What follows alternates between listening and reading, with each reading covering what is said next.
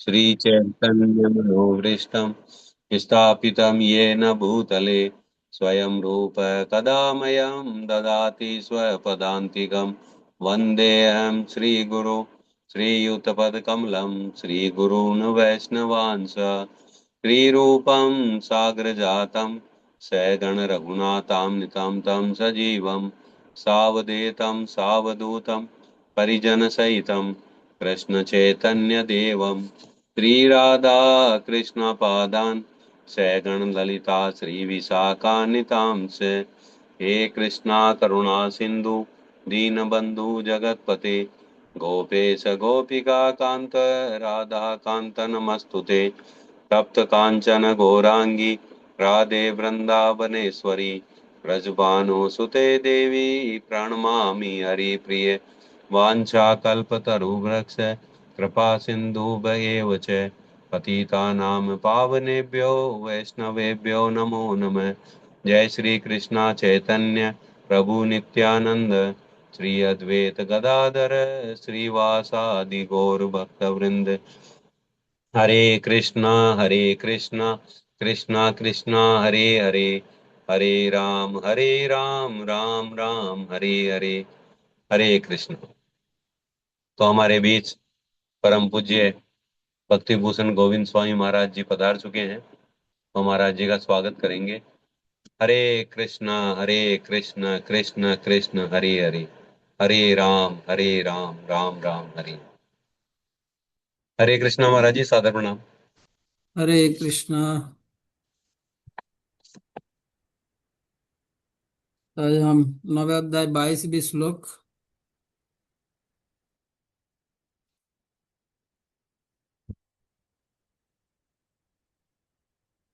अनन्यश्चिन्तयन्तो माम ये जना पर्युपासते तेषां नित्याभियुक्तानां योगक्षेमं वहाम्यहम्।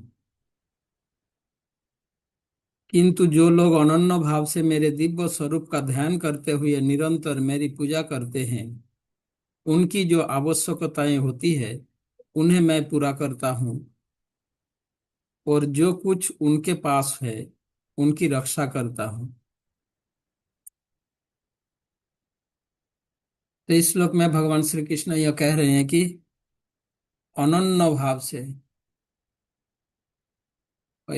वैकांतिक अनन्य भाव से जो मेरे चिंतन में मग्न रहते हैं, मेरे बारे में चिंतन करता है और भक्ति भाव से मेरा आराधना करते हैं,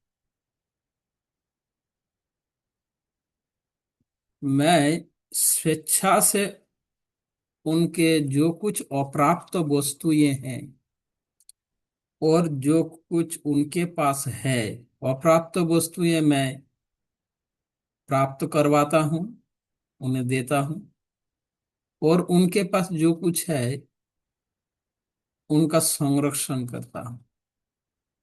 तो इसलिए भगवान ने योगक्षेमम वहम महम, इसका अर्थ यह है मैं स्वेच्छा से अप्राप्त वस्तु का प्राप्ति एवं प्राप्त वस्तु का सुरक्षा की जिम्मेदारी मैं लेता हूँ, मैं स्वेच्छा से। तो यहाँ पर एक शिक्षणीय विषय यह है, जब कोई व्यक्ति स्वेच्छा से कोई जिम्मेदारी उठाता है तो वो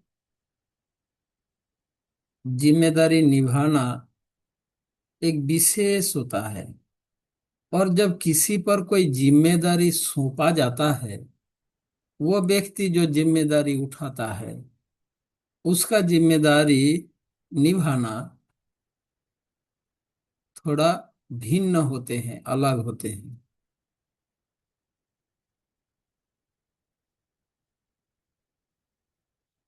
है ये ना? सच है या नहीं? किसी को कोई जिम्मेदारी दिया गया और वो जिम्मेदारी निभा रहा है, पर उसमें उनका अपना, वो अपने स्वेच्छा से वो जिम्मेदारी नहीं निभा रहा है, उन्हें जिम्मेदारी दी गई है। तो ऐसे स्थिति में उनका जो रोल होता है जिम्मेदारी निभाने का, और जो व्यक्ति स्वेच्छा से वो जिम्मेदारी लेता है, वो जिम्मेदारी निभाना, दोनों एक प्रकार नहीं होता। हाँ या ना? देवी देवताओं को भगवान ने जिम्मेदारी दिए हैं जगत का पालन पोषण का। देवी देवताओं को इस संसार के पालन पोषण के विषय में जिम्मेदारी दिए हैं भगवान ने। हाँ या ना? और देवी देवताओं ने वो जिम्मेदारी निभा रहे हैं।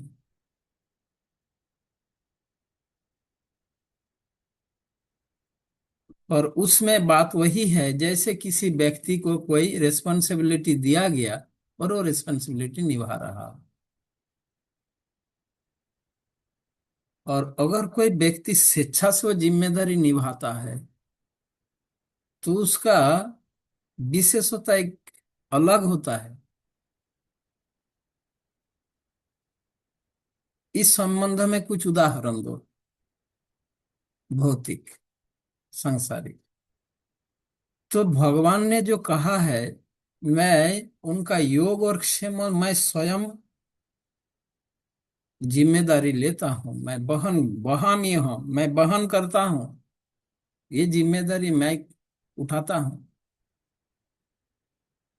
मतलब भगवान स्वेच्छा से जिम्मेदारी लेते हैं किसका?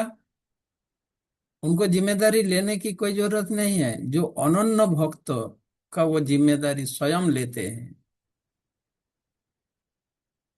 तो मेरा प्रश्न आपसे ये है, जब कोई जिम्मेदारी किसी को दिया जाता है और वो जिम्मेदारी निभाता है, और व्यक्ति जब स्वेच्छा से जिम्मेदारी उठाता है, दो प्रकार के जिम्मेदारी निभाने में क्या अंतर है?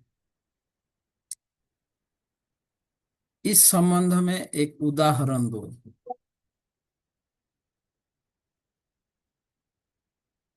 उसमें क्या अंतर होता है? बताओ। हरे कृष्ण महाराज जी, प्रणाम।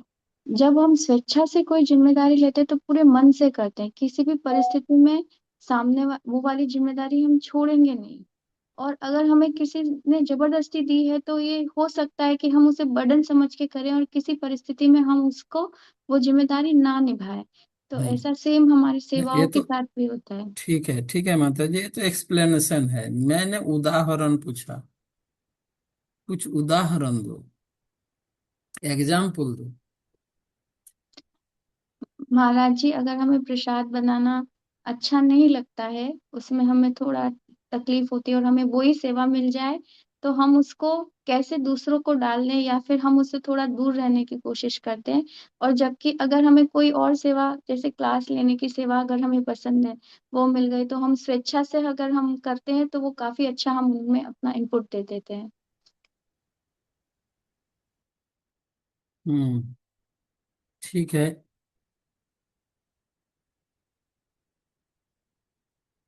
आप लोगों में से किसके घर पे नर्स रखते हो, रखा हो, या इसका कोई एक्सपीरियंस हो, घर पे नर्स, ये बच्चा संभालने की, या क्या बोलते हैं, हाउसमेड जो होता है, किस किस के घर पे है, या ऐसा कोई एक्सपीरियंस है? नहीं है? हाँ, सुनील मलको बोलो अब। जो नर्स या हाउसमेड जो होते हैं, घर संभालना, बच्चा संभालना, वो जिम्मेदारी उठाते हैं। और एक घर के सदस्य जब यह जिम्मेदारी उठाते हैं, दोनों में क्या फर्क देखते हो? हरे बताओ। कृष्णा महाराज जी, जैसे मेरे घर पे मेड है हम्म। जो काम करने के लिए आती है, हम्म, या कुछ प्रसाद बनाने के लिए आती है कभी, तो उसका तो इतना ही रहता है कि भाई मुझे तो बस इनके घर में आना है, प्रसाद बनाना है और पैसे लेके चले जाना है। उसका इतना ही होता है।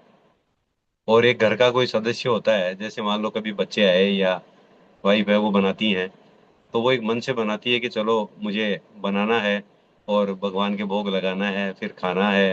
मतलब सब कुछ जो है वो अपने मन से करते हैं वो। और अच्छा या बुरा जो भी होता है, वो फिर वो ये देखती है कि भाई ये मेरी जिम्मेदारी है कि मैं अच्छा बनाऊं। और एक मेड जो है, वो तो ये देखती है कि चलो मुझे तो अपना कर्तव्य पूरा करना है और चले जाना है। ये है। हम्म। तो देखो, कोई भी विषय जितना आप एनालिसिस करोगे उतना ही अंडरस्टैंडिंग होगा। मैं जस्ट एग्जाम्पल बताया ये। अब देखो ना, ये तो आपका बहुत ही सिंपल एग्जाम्पल है ये। एक नर्स जब काम करते हैं, वो जस्ट अपना समय पर ध्यान रखता है, उसके बाद उसका दूसरा घर में जाना है, दूसरा काम करना है।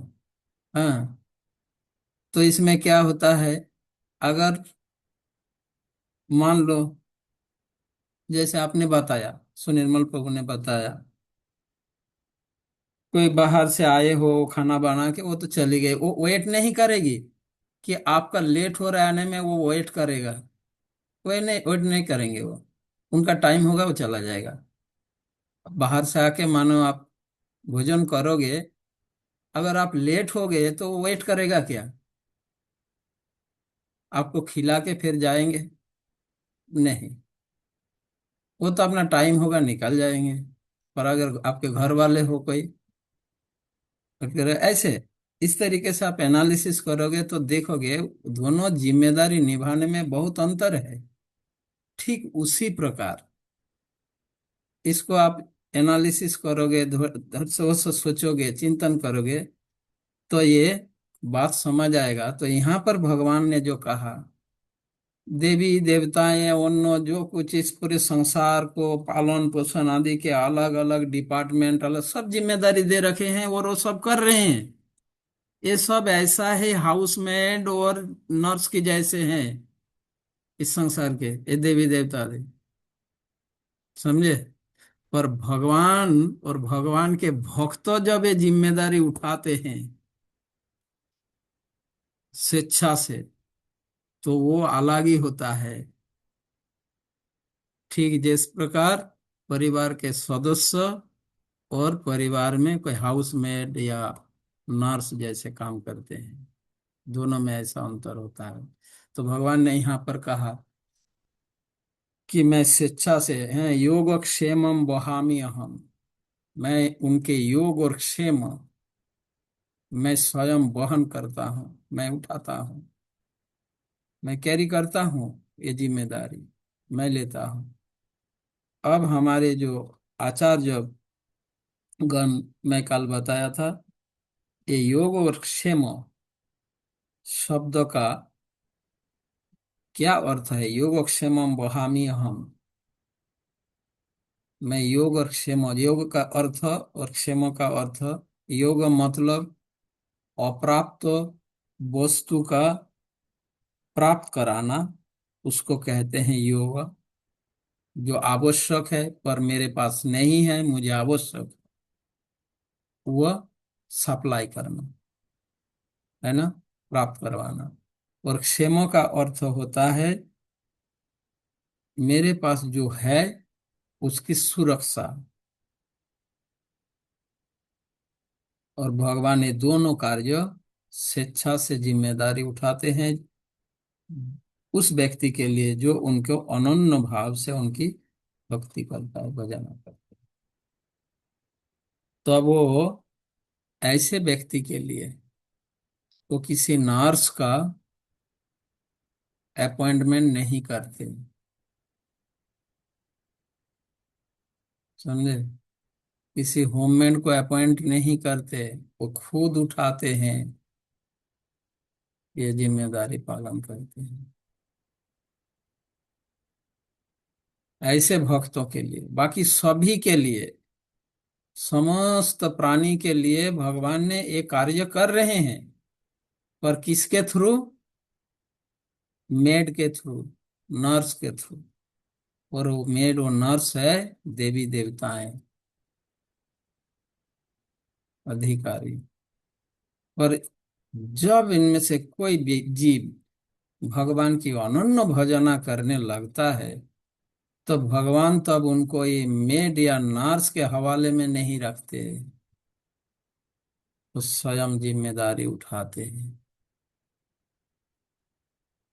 समझ आया? अनन्यश्चिन्तयन्तो माम ये जना पर्युपासते तेषां नित्य अभियुक्तानां योगक्षेमं वहाम्यहम्। अब ये योगक्षेम शब्द के आधार पर हमारे अलग अलग आचार्य ने किस प्रकार व्याख्या दिए हैं, पहले हम श्रील प्रभुपाद के व्याख्या एक्सप्लेनेशन देखते हैं। श्रील प्रभुपाद ने क्या व्याख्या दिए हैं? योग का अर्थ,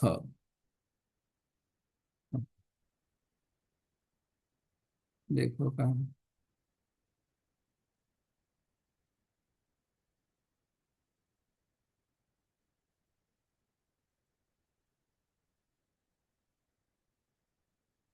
जो एक क्षण भी कृष्ण भावनामृत के बिना नहीं रह सकता, वो 24 घंटे कृष्ण का चिंतन करता है और श्रवण कीर्तन स्मरण पादो सेवन वंदन अर्चन दासो सत्कवाब तथा आत्मनिवेदन के द्वारा भगवान के चरण कमलों की सेवा में रत रहता है। ऐसे कार्य शुभ होते हैं और आध्यात्मिक शक्ति से पूर्ण होते हैं, जिससे भक्तों को आत्म साक्षात्कार होता है और उसकी यही एकमात्र कामना रहती है कि वह भगवान का सानिध्य प्राप्त करें। ऐसा भक्त निश्चित रूप से बिना किसी कठिनाई के भगवान के पास पहुंचता है। यह योग कहलाता है। ऐसा भक्त भगवत कृपा से इस संसार में पुनः नहीं आता। तो श्रील प्रभुपाद का व्याख्या क्या है? इसे योग कहलाता है। प्रभुपाद ने लिखा, जब प्रभुपाद योग का अर्थ यह व्याख्या किए हैं, जब आसानी से, सरलता से और निश्चित रूप से, निश्चित रूप से मतलब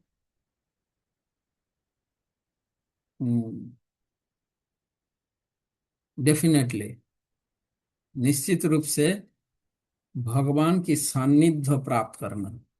प्रभुपाद योग का अर्थ यह व्याख्या किया। यही देखो, ये जो शुरुआत से लेकर योग कहलाता है, ये जो पढ़ा मैंने पारपट में, जिसमें प्रभुपाद यह बताया, इसका मीनिंग यही है। योग का अर्थ आसानी से और निश्चित रूप से भगवत सानिध्य, कृष्ण का सानिध्य प्राप्त करना, इसे योग कहा प्रभुपाद ने। देखो, श्रवण कीर्तन स्मरण वंदन आदि के द्वारा भगवान के चरण कमलों की सेवा में रत रहता है। ऐसे कार्य जो शुभ होते हैं और आध्यात्मिक शक्ति से पूर्ण होते हैं, जिससे भक्तों को आत्म साक्षात्कार होता है और उसकी यही एकमात्र कामना रहती है कि वह भगवान का सानिध्य प्राप्त करें। ऐसा भक्त निश्चित रूप से बिना किसी कठिनाई के भगवान के पास पहुंचता है। यह योग कहलाता है। योग का अर्थ अल्टीमेटली जीवों को अप्राप्ति क्या है? हमारी अप्राप्ति क्या है? हमें क्या प्राप्त करना है बताइए? अप्राप्ति हमारी कृष्ण की सानिध्य अप्राप्त है, इसे हमें प्राप्त करना है, कृष्ण की सानिध्य प्राप्त करना है ना? इस तो योग का अर्थ जो अप्राप्त, उसे प्राप्त करवाना।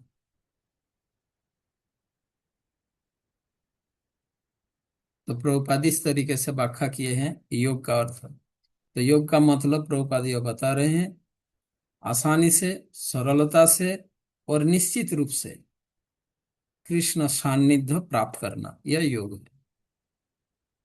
और यही विधि सबसे सरल और आसान है, श्रवण कीर्तन स्मरण आदि। कृष्ण सान्निध्य प्राप्त करने का कोई विधियां है, कोई प्रोसेस है? उनमें से सबसे आसान और सरल प्रोसेस है ये भक्ति योग। जो प्रभुपाद, तो योग का मतलब यह है। और क्षेमों का मतलब अर्थ क्या बताया प्रभुपाद? क्षेमों का अर्थ है भगवान द्वारा कृपामय संरक्षण। भगवान योग द्वारा पूर्णतया कृष्ण भावना भावित होने में सहायक बनते हैं। और जब भक्त पूर्ण कृष्ण भावना भावित हो जाता है तो भगवान उसे दुखमय बद्ध जीवन में फिर से गिरने से उसकी रक्षा करते हैं। तो क्षेमों का अर्थ प्रभुपाद यह बताया, भगवान श्री कृष्ण के द्वारा कृपापूर्ण संरक्षण। भगवान श्री कृष्ण के कृपापूर्ण संरक्षण, इसको क्षेम कहा प्रभुपाद। तो जो व्यक्ति पूर्णतया कृष्ण भावना भावित हो, कृष्ण भावनामृत के अतिरिक्त, इसके अलावा वो एक सेकेंड भी नहीं रह सकता, क्षण भर भी वो नहीं रह सकता कृष्ण भावना में अतिरिक्त हुए बिना, रहे बिना वो नहीं रह सकता। और सदैव भक्तिमय कार्यकलाप में रत है, 24 घंटे कृष्ण का स्मरण करता है, चिंतन करता है। और जिनका एकमात्र अभिलाष कृष्ण का सानिध्य लाभ करना, उनकी सेवा करना, ऐसा अभिलाष, ऐसे व्यक्ति को, ऐसे भक्त को ये पुनः दुखमय जो भौतिक जगत में, दुखपूर्ण भौतिक जगत में बद्ध जीवन में वापस न आने देना, उसके लिए प्रोटेक्ट करना, वो वापस न आए ऐसे क्लेशपूर्ण दुखपूर्ण इस भौतिक जगत में उनका पतन होने न देना, इसी को क्षेम या सुरक्षा कहा। यही सुरक्षा कृष्ण देते हैं। ठीक है, अब देखो, नर्स या मेड स्वरूप जो मैंने देवी देवताओं के लिए, देवी देवताओं आपको अपने पास ले जाएगा, आप पुण्य करोगे तो। हाँ या ना? भक्ति करोगे भगवान अपने पास ले जाएगा, पुण्य करोगे देवी देवता अपने पास ले जाएगा। पर देवी देवता प्रोटेक्शन नहीं देंगे। सीने पुण्य फिर वापस आ जाओ, प्रोटेक्शन नहीं देंगे। और कृष्ण गिरने नहीं देंगे, और देवी देवता आपको गिरा देंगे। जब आपके पास नहीं होगा तो आपको गिरने ना देना दूर की बात है, वो गिरा देंगे आपको। ये अंतर है, स्वयं जिम्मेदारी उठाना और जिम्मेदारी, हाँ, अर्पित किया गया जिम्मेदारी निभाने में। आप स्वर्ग आदि उच्च लोक में जाओगे, जैसे आपका पुण्य समाप्त होगा आपको वहां से भगा देंगे, गिरा देंगे। भगवान ऐसा नहीं, वो क्षेम मतलब सुरक्षा देंगे, इस भौतिक जगत में आपका पुनः पतन ना हो। ठीक है, अब ध्यान से सुनो। तो यदि आप भक्ति के द्वारा उच्च लोक में जाओगे तो कृष्ण आपको वहां से गिरने नहीं देंगे। और यदि आप पुण्य कर्म के द्वारा, उदाहरण, अगर आप भक्ति के द्वारा स्वर्ग आदि उच्च लोक में गया हो, भक्ति के कारण, समझे, तो आपका पतन नहीं होगा। यदि आप कर्मकांड के थ्रू देवताओं को प्रसन्न करके उच्च लोक में आप जाओगे, जैसे आपका कर्म फल समाप्त होगा आपको आपका पतन हो जाएगा।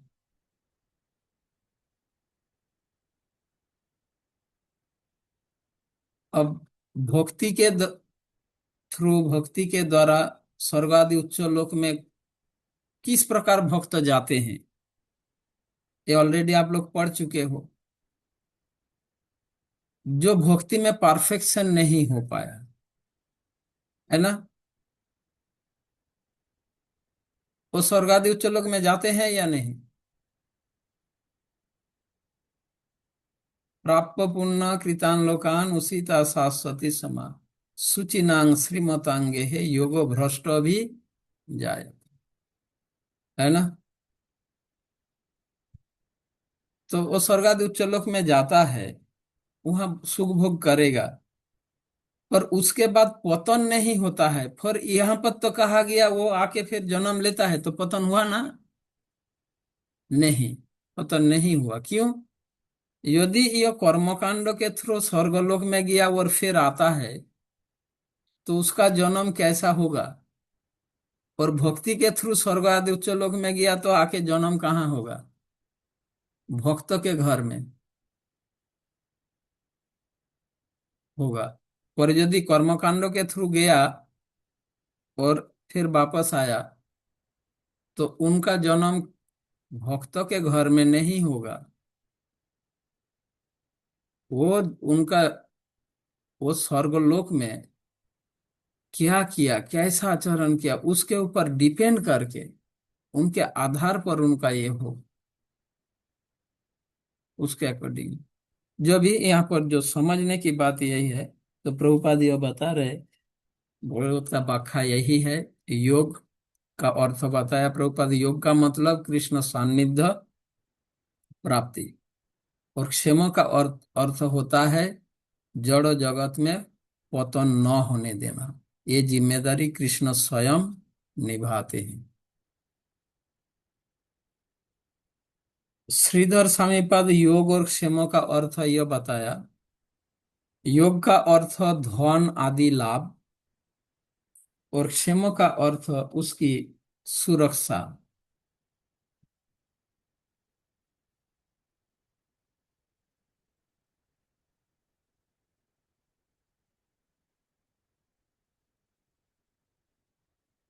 तो योग, धन आदि लाभ, यहाँ धन का अर्थ केवल भौतिक ऐश्वर्य नहीं। धन का अर्थ केवल मात्र भौतिक ऐश्वर्य नहीं। श्रीधर साईपाद योगक्षेम पद शब्द का अर्थ यह बताते हैं। योग का अर्थ धन आदि लाभ, धन संपदा, और क्षेम का अर्थ उसका सुरक्षा या मोक्ष का जिम्मेदारी। भगवान के भक्त यद्यपि यह कामना नहीं करते, डिजायर नहीं करते, इच्छा नहीं करते, धन संपद मोक्ष प्राप्त हो। शुद्ध भक्त तो ये सब प्रार्थना नहीं, मतलब इच्छाएं नहीं करते। न करने पर भी भगवान उन्हें प्रदान करते हैं। ये श्रीधर साईपाद बताओ। भगवान के भक्त यद्यपि भगवान से धन आदि मोक्ष आदि कामना नहीं करते, फिर भी भगवान उन्हें देते हैं,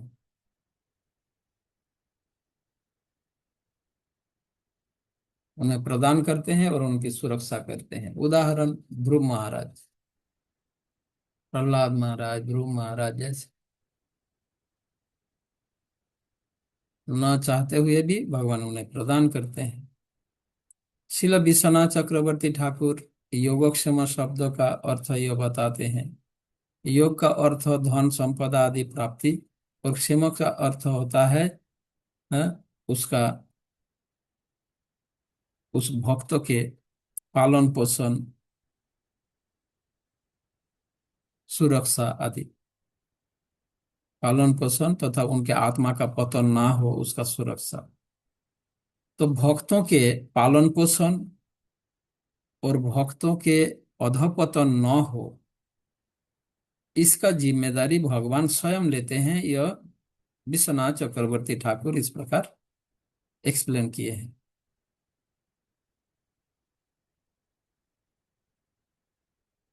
और इस पालन पोषण कार्य में भगवान बिल्कुल बर्डन फील नहीं करते, बोझ नहीं समझते। भक्तों का पालन पोषण का जिम्मेदारी लेकर भगवान कभी इसको बोझ नहीं समझते, फील नहीं करते, ये बर्डन फील नहीं करते भगवान। ठीक विश्वनाथ चक्रवर्ती ठाकुर ने लिखे हैं, ठीक जिस प्रकार कोई व्यक्ति अपने अ, पत्नी का पालन पोषण, अपने संतान का, अपने बच्चे का, पत्नी का पालन पोषण का वो जिम्मेदारी लेता है, उठाता है, और जब जिम्मेदारी पालन करके वो बहुत खुश होते हैं, सुखी हो, मतलब हैप्पी होते हैं, ऐसा बर्डन फील नहीं करते। कोई भी व्यक्ति अपने परिवार, बच्चे, पत्नी का पालन पोषण करके, पालन पोषण करना बोझ नहीं समझता, बल्कि करके वो स्वयं को सुखी समझते हैं, हैप्पी समझते हैं। ठीक उसी प्रकार भगवान अपने भक्तों का पालन पोषण कार्य करके ये बहुत खुश होते हैं, बहुत सुखी फील करते हैं, हैप्पी फील करते हैं। उसी प्रकार ये विश्वनाथ चक्रवर्ती ठाकुर लिखे यह भाव। अब बलदेव विद्याभूषण प्रभु ये योगक्षेमों को व्याख्या करते हुए यह बताते हैं, योग का अर्थ भगवान के साथ संबंधित होना, यानी भगवान की सान्निध्य प्राप्त होना। और क्षेमों का अर्थ भगवान के सान्निध्य से दूर न जाना। इसका जिम्मेदारी भगवान उठाते हैं।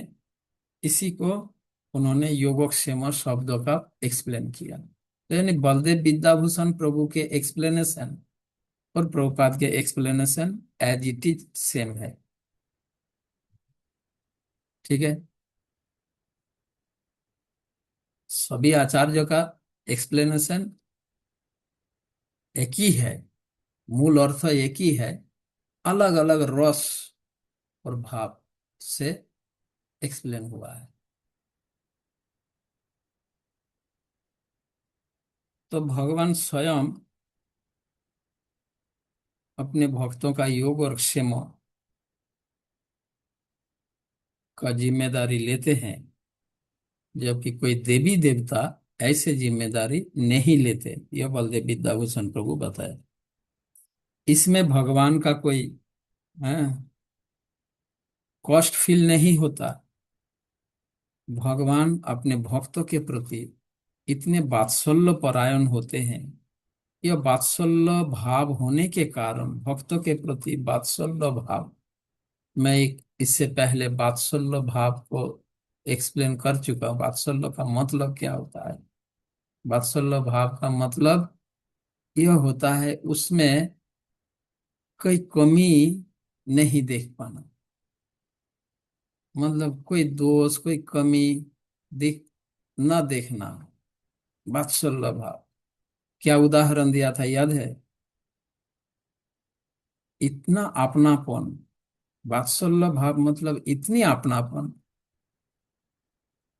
होता है, अपनापन बहुत ही मतलब तीव्र अपनापन, उसको वात्सल्य भाव बोलते हैं। मैंने उदाहरण दिया था, जैसे एक बच्चा और माँ, बच्चा और माँ, जब बच्चा माँ के गोद में मलमूत्र, छोटा बच्चा मलमूत्र त्याग करता है, माँ को घिन नहीं आती। घिन आती है क्या? पर उसी माँ के गोद में दूसरा बच्चा अगर मलमूत्र त्याग करेगा तो उसको घिन आती है, उसको बदबू आती है, घिन आती है। क्यों? क्योंकि वो बच्चा उसका नहीं, अपनापन नहीं। अपना बच्चा करता है तो नहीं आता। यह है वात्सल्य भाव। ठीक उसी प्रकार भक्त के प्रति भगवान का ऐसा वात्सल्य भाव होता है, और इस वात्सल्य भाव के कारण भक्तों का पालन पोषण भगवान के लिए बहुत ही सुखदायक फीलिंग होता है, बहुत सुख फील करता है उसका पालन पोषण करके। ऐसे अनन्य भक्तों का पालन पोषण भगवान स्वीकार करते हैं, और इसको कभी अपना बोझ नहीं मानता और कष्ट फील नहीं करते, बल्कि सुख अनुभव करते हैं। तो इस प्रकार योग और क्षेम शब्दों का अलग अलग आचार्यों ने ऐसे एक्सप्लेन किए हैं। और 23वीं श्लोक जो है,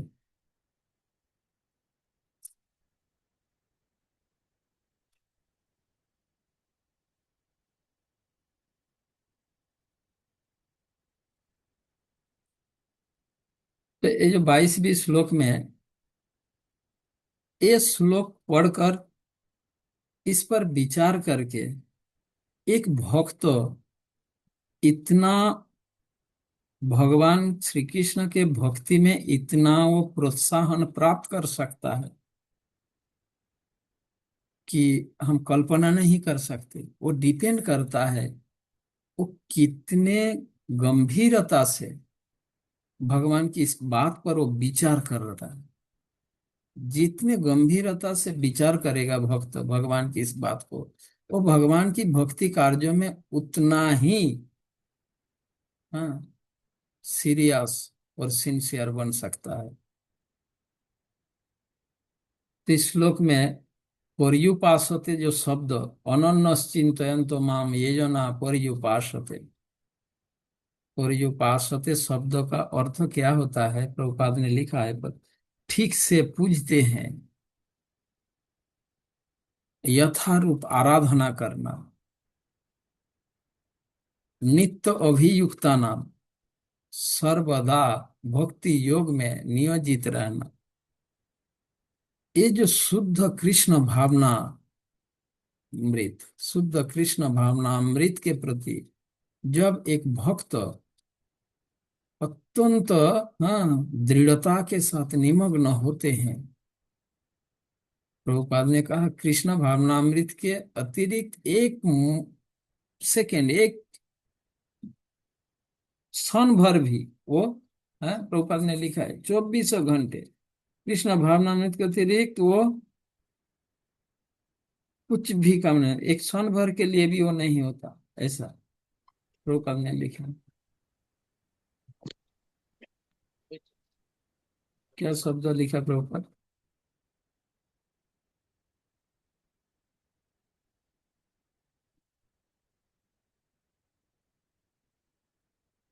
24 घंटे कृष्ण का चिंतन करता है, श्रवण कीर्तन स्मरण वंदन आदि ऐसे सेवा में रत रहता है। मैं क्षण भर के लिए भी वो कृष्ण भावना से दूर नहीं रहता। इसी को कहा गया परि उपासते, परि उपासना, परि उपासना, परि उपासना। परि उपासना का वो शब्द परि और उपासना दोनों मिलकर परि उपासना, परि उपासना से परि उपासते। ठीक है, उपासना मतलब आराधना, और परि शब्द का अर्थ होता है, परि मतलब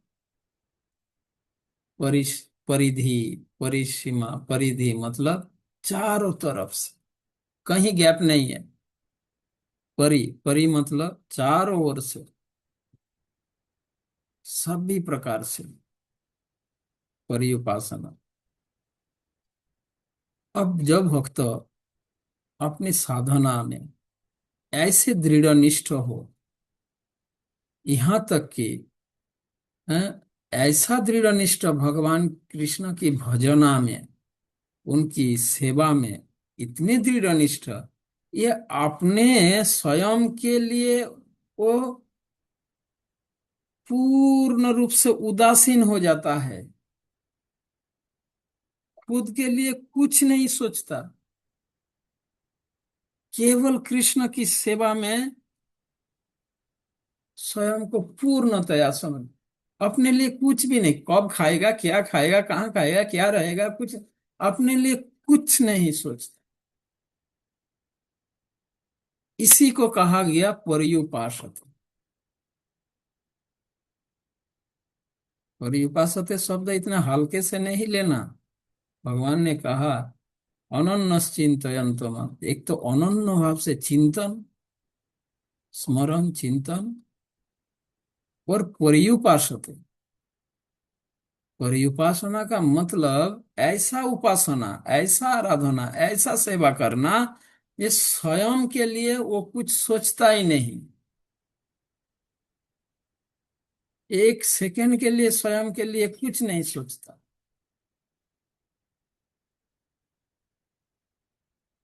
कब खाएगा, कहाँ खाएगा, क्या खाएगा, कहाँ जाएगा, कब सोएगा, नथिंग, अपने लिए कुछ नहीं सोचता। ऐसी दृढ़ निष्ठा के साथ ऐसी आराधना, ऐसी सेवा में नियोजित होना, इसको कहा गया पर्युपासना। कुछ भी परवाह नहीं करते अपने अपने को। तो ऐसे भक्तों के लिए भगवान यहाँ पर बताओ। अब यहाँ पर एक प्रश्न हो सकता है, अब कोई भक्त, किसी, मान लो किसी भक्त की अपने आराध्य देव भगवान श्री कृष्ण के, हाँ,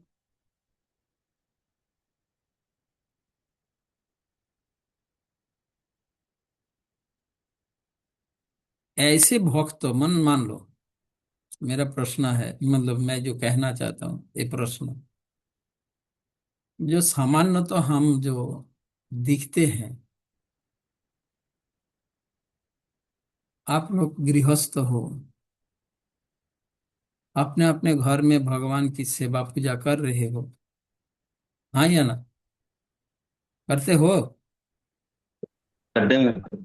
आपके घर में भगवान की कौन सी विग्रह है? राधा कृष्ण के विग्रह है। हम्म? राधा कृष्ण के विग्रह है ना। राधा कृष्ण की विग्रह रखे हो। अब आप जब कभी घर से बाहर जाते हो, जाना ही पड़ता है जीवन में कभी ना कभी, हाँ या ना, जाते हो, जी जी। तो भगवान की सेवा पूजा आप कैसे करते हैं? तो या तो कोई घर में होता है तो उनको बोल के जाते हैं, या फिर कोई अगर नहीं होता है तो फिर भगवान को कह के जाते हैं, भाई थोड़ा उनको क्षमा करना, अभी परिस्थिति ऐसी हो गई, हम नहीं कर बस यही प्रभुपाद समझा रहे हैं, दैट इज नॉट पर्युपासना। आप कितना ही दिखावा कर लो, अगर आप कृष्ण को इतना ही ये करते हो, किसी के हवाले कैसे कर सकते हो? कोई उनका देखभाल करे। इसीलिए प्रभुपाद, हाँ, घर के डीटी सर्विस, घर। डीटी सर्विस, विग्रह सेवा, हाँ, हमारी जीबीसी, गुरु वर्ग या प्रभुपाद आचार्य वर्ग, विग्रह सेवा, हाँ, होम डीटी सर्विस एक नाम मात्र है। ये एक्चुअली डीटी सर्विस मतलब क्या करना है, नहीं तो क्या पाप भोजन करोगे बस, ऐसा डीटी सर्विस नहीं हो सकता। इसको ये पर्युपासना है ही नहीं। आप भगवान की जिम्मेदारी किसी पर कैसे छोड़ सकते हो?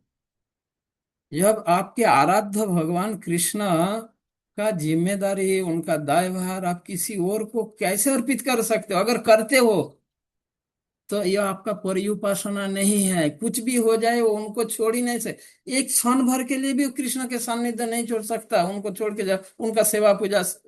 आप जिसको आपने एक्सेप्ट किया हो आपके आराध्य देव के रूप में, आप किसी को इसका है दूसरे का हाल में कैसे कर सकते हो?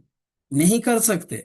तो इसीलिए ऐसी भाव जब किसी का होता है तो आचार्य जगन यह कहते हैं कि अब भक्त इस प्रकार भगवान का जिम्मेदारी लेता है, भगवान तब ऐसे भक्तों का जिम्मेदारी ऐसा लेते हैं। ये मेरा कहने का मतलब, जब कोई भक्त भगवान की इस प्रकार जिम्मेदारी लेता है तो भगवान भी अपने भक्तों का ऐसे जिम्मेदारी लेते हैं। मतलब ऐसा भाव जब भक्तों में हो, तो आप अपने अपने घर पे जब विग्रह की सेवा कर रहे हो, ऐसा भाव को विकसित करने की प्रयास करें। यही शिल प्रभुपाद का मार्गदर्शन है। हम कृष्ण के प्रति हम अपना प्रेम को कैसे विकसित करेंगे, इस प्रकार से। हाँ, और ये एक गृहस्थ भक्त के लिए बहुत आसान होगा। क्यों? गृहस्थ का ऐसे ही आदत है जिम्मेदारी उठाना। ब्रह्मचारी सन्यासी ये तो बाउंडले होता है, क्या बोला, आवारा जैसे, कोई जिम्मेदारी नहीं, घर पर सब छोड़ के आ गया, अभी जिम्मेदारी ले रहे, उठा रहे। पर गृहस्थ का तो ये तो क्या बोलते हैं, ये तो आदत है, हैबिट है जिम्मेदारी उठाना।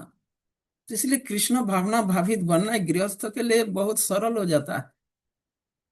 जब ऐसे अपने घर में आपकी सेवित विग्रह के प्रति ऐसा प्रेम आप विकसित करने का आपके पास बहुत अच्छा अवसर है।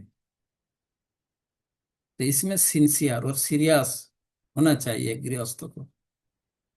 जब कोई भक्त ऐसा कृष्ण के लिए परियोपासना इस प्रकार जिम्मेदार बनता है, तो कृष्ण उनको कैसे त्याग देगा बताओ। वो भी उसी प्रकार उनका जिम्मेदारी उठाएंगे। जो घर परिवार से त्याग करके हम जैसे लोग आ गया क्या, मैं नहीं, वो कर रहे, वो कर लेगा। पर एक गृहस्थ में ऐसा नेचर होता ही नहीं। ये तो स्वभाव से जिम्मेदारी उठाने वाला होता है, पालन पोषण ये आदि, है ना। तो यही भाव जैसे एक गृहस्थ व्यक्ति परिवार के प्रति, संसार समाज के प्रति उठाते हैं, ऐसे ही भाव हम भगवान के प्रति विकसित करना है, जो एक गृहस्थ के लिए बहुत सरल और आसान होता है। आचार्य की इस व्याख्या से हमें, मेरे को यह समझ आ रहा है, आप लोगों के अकॉर्डिंग, ये मैं अपने अनुभव की बात बताया कि गृहस्थ भक्त के लिए बहुत आसान है ऐसा प्रेम भाव विकसित करना, बहुत आसान है। क्योंकि जिम्मेदारी उठाना उनका स्वभाव से है, आदत है। और हम तो, हमारी तो वो आदत है नहीं, हमें तो उसका ये करना पड़ रहा है। और एक गृहस्थ को स्वभाव से तो ऐसा होता है जिम्मेदारी उठाना। तो इसीलिए कृष्ण के प्रति ऐसा जिम्मेदारी उठाने की आदत एक बार बना ले। फिर इस श्लोक के संबंध में एक कहानी आप लोग बहुत बार सुने होंगे। वो जो क्या नाम है, अर्जुन पंडा या अर्जुन आचार्य के, वो जो गीता पंडा ऐसा कहते हैं ना, गीता पंडा, जो श्लोक पढ़ा और अंडरलाइन कर दिया, फिर कृष्ण बलराम आए, ये स्टोरी, ये कहानी भी पता है।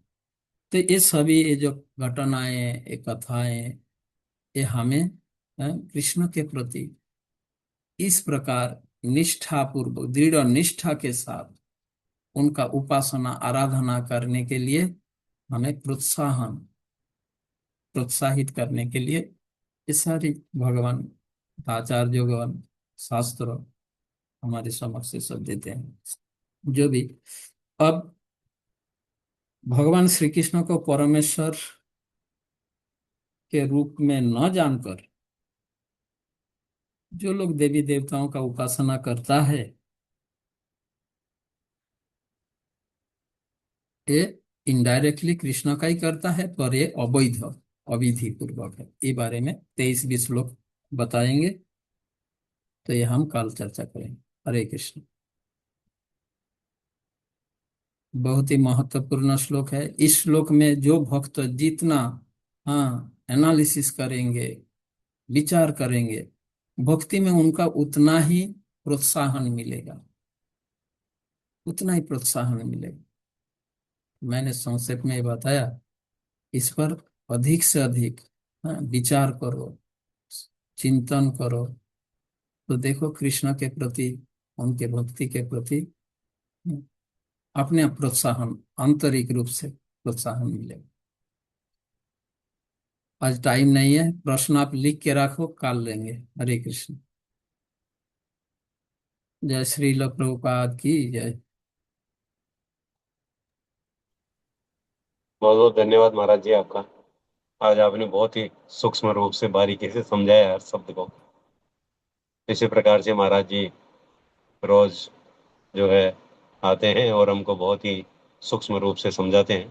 तो महाराज जी का हम जय धन्यवाद शिव भक्त करेंगे। वृंद की जय प्रभु। हरे कृष्ण कृष्ण कृष्ण कृष्ण हरे हरे, हरे राम राम राम हरे हरे। देखिए आज महाराज जी ने कितना बारीकी से समझाया हर चीज को।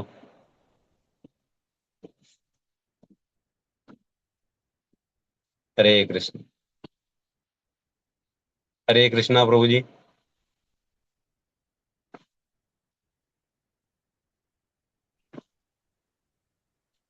हरे कृष्ण। हरे कृष्ण प्रभु जी, सादर प्रणाम। श्री भक्तों शरण कमलों साधु प्रणाम।